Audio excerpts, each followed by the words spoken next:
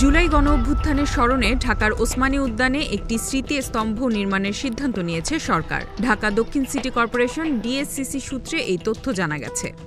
DSCC কর্মকর্তারা জানিয়েছেন, গত বছর ১৯ নভেম্বর স্থানীয় সরকার, পল্লী উন্নয়ন ও সমবায় এলজিআরডির উপদেষ্টা ওসমানী উদ্যান পরিদর্শনে এসে স্মৃতিস্তম্ভ নির্মাণের বিষয়ে সরকারের আগ্রহের কথা জানান। এই প্রকল্পটি বাস্তবায়নের দায়িত্ব পেয়েছে ডিএসসিসি এবং এর সম্পূর্ণ ব্যয় সরকারি তহবিল থেকে বহন করা হবে। স্মৃতিস্তম্ভের অনুমোদিত নকশা অনুযায়ী মূল স্থাপনা হবে ৯০ ফুট উঁচু একটি ব্রোঞ্জের স্তম্ভ।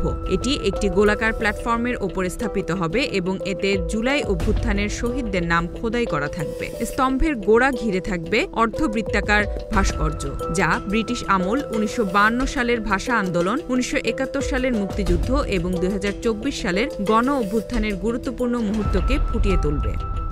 উদ্যানে প্রবেশের মুখে নির্মিত হবে ২৪ সংখ্যার আদলে একটি ফটক, যা জুলাই অভ্যুত্থানকে স্মরণ করিয়ে দেবে। এছাড়া এখানে হাঁটার পথ, শহীদদের নামের তালিকা সম্বলিত এপিটাফ এবং দৃষ্টিনন্দন বাগান থাকবে।